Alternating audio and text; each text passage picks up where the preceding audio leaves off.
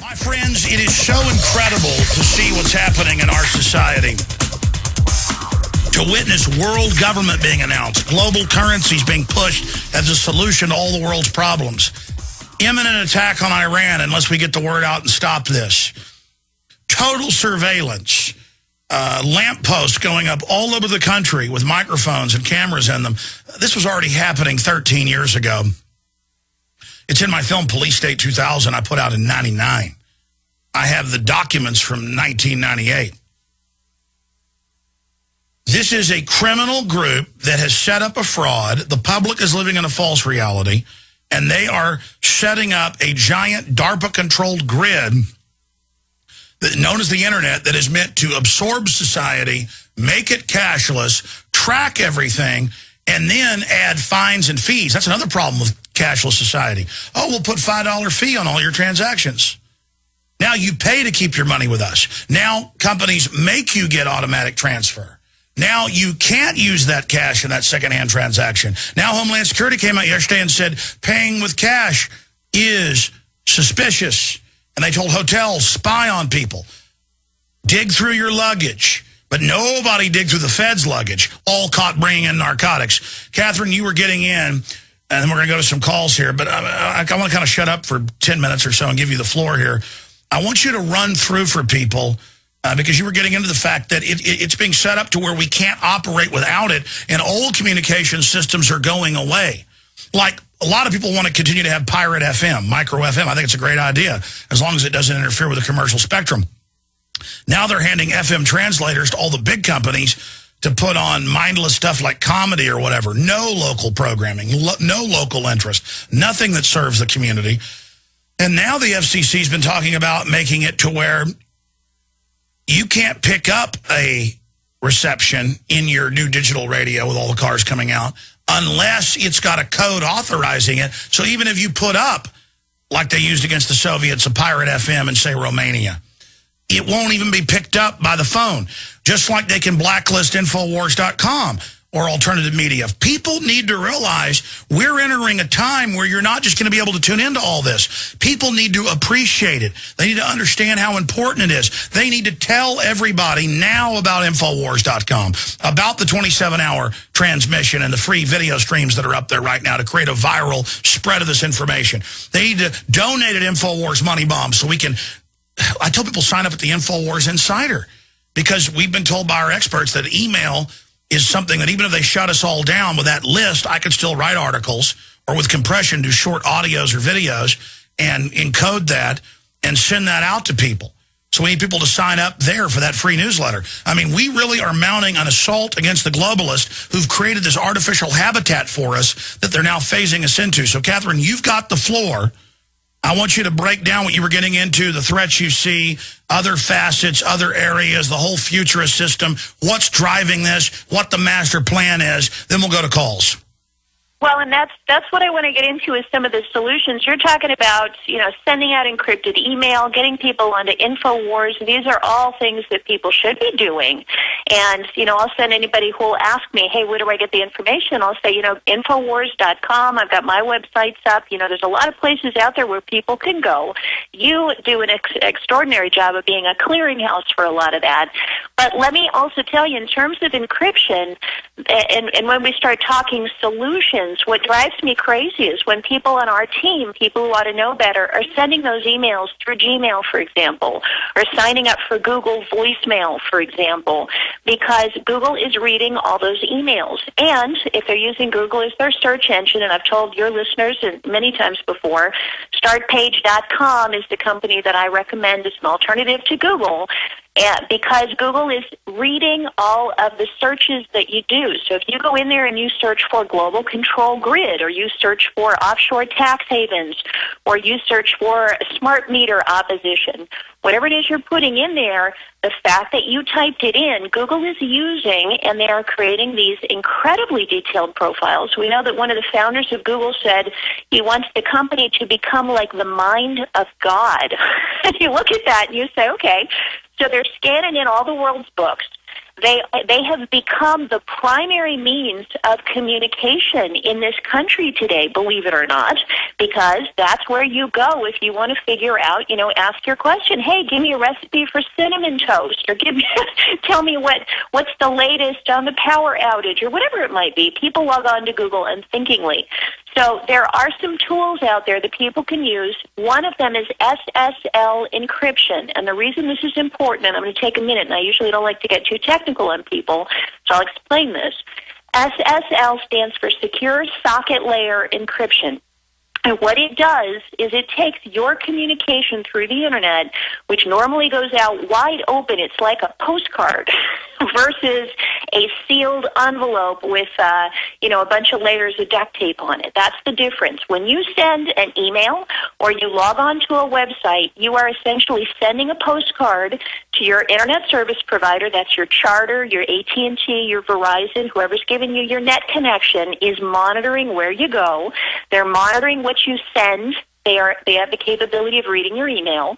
If you are sending from or to a Gmail account, a Yahoo account, or a Hotmail account, and many of these other free email services, not only that, but you're sending a postcard that they are reading and recording. So they take all the words out of your email, they put that into your giant profile, and the only way you can protect yourself against that level of observation is through SSL encryption. Now, people may remember a couple of years ago there was something called Pretty Good Privacy, or PGP. Really hard to implement, not very popular. I tried to use it myself, and I'm a privacy person. Even I said, oh, this is a pain. So the whole PGP privacy thing, StartPage is working on an email program that will be totally private, totally encrypted, and will incorporate PGP. It's going to be called Start Mail. It's coming out probably the end of 2012.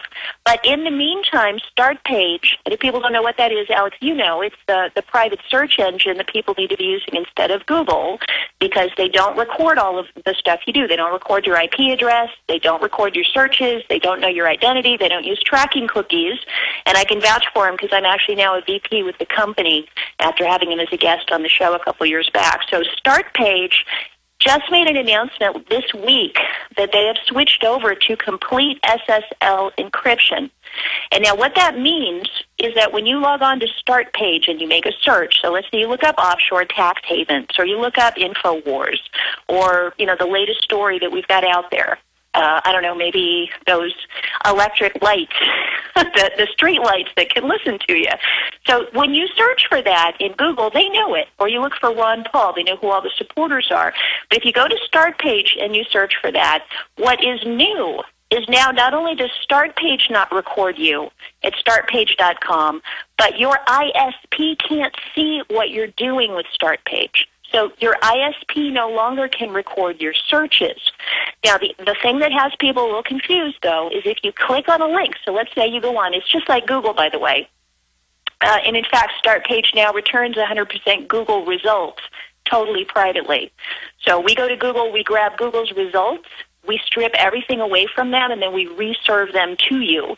So when you go there, if you click on a link, now you're leaving the SSL encryption. You lose that encrypted protection unless you do one thing, and we're the only search engine that offers this. Click the word proxy.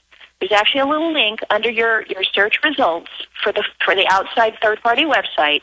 It'll say View Through Ixquick Proxy. Now, if you click that, so let's say you want to go to a government website. You know, I tried to go to just the National Weather Service website, and I have a whole bunch of things on my computer that alert me when they're doing stuff.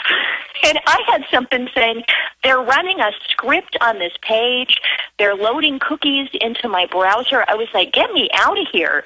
So I went to startpage.com. I punched in National Weather Service. And you were able to get there. Go ahead and finish up.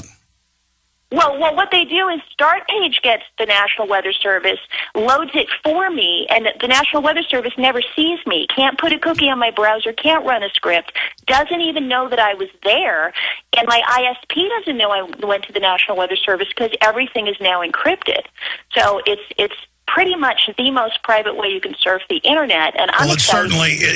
It certainly is. Now, going back here, though, we all know that authoritarian regimes go through your mail, and people would get mad if the post office was going through their mail. which they now do. But if it's digital mail, oh, we're just going to have an AI computer read that, scan that, put it in your algorithm. And these companies are all on record doing this. And then you learn they have a partnership with the government because you, when you sign up the terms, don't understand you're waiving your rights. Now that's given to the government. And now we see the big mega corporations basically trying to get government to just fully sign government power over to them. It is completely predatory. I want to go to some phone calls, but Catherine, I know you've been tracking this. Is it even kind of still amazing you to actually see it happening, where there's all these calls now to start censoring the alternative media? I mean, I see that as a real coming of age for the alternative media, becoming the true dominant media. But it's also scary, the perfect storm of government, major corporations, and media that are all on the hot seat, getting together now, spinning the end of the internet as we know it, as members of Congress that have read this bill have said. The internet is the biggest threat that they have ever faced, because for the first time in all of history, in the history of humanity, millions of people can communicate with one another instantaneously, and the government hates that. Now, they're more than happy if you want to communicate and say, oh, how much you really love their, President Obama's latest bill. But if you're going to get on there and talk about how much you know what's really going on, then they had to put an end to that. So they are coming up with, whether it's terrorism or shutting down on financial crimes, they're going to come up with a reason, they're going to have an excuse, and they're going to find ways, first of all, to monitor. This is what I was saying at the beginning of the show. You monitor first, and then you start clamping down. And that is why, again, I'm just going to repeat it. People need to find ways to use the internet and get out of the monitoring. Anybody writing, I'm to the point where I almost won't even answer a Gmail. If you write to me from a Gmail account, I don't want to write you back, because I know that everything I say to you, I may as well be saying into a megaphone. Well, let me expand on that. Let me expand on that. We have people that sign up for our emails, but if they're with Gmail or others, Gmail will complain and call our mail spam. So, I mean, they're just total Nazis. They're out of control. And I agree, we should try to do alternative systems and develop those systems outside of Big Brother's purview. But we should politically and legally try to challenge the entire unconstitutional action on its face as well.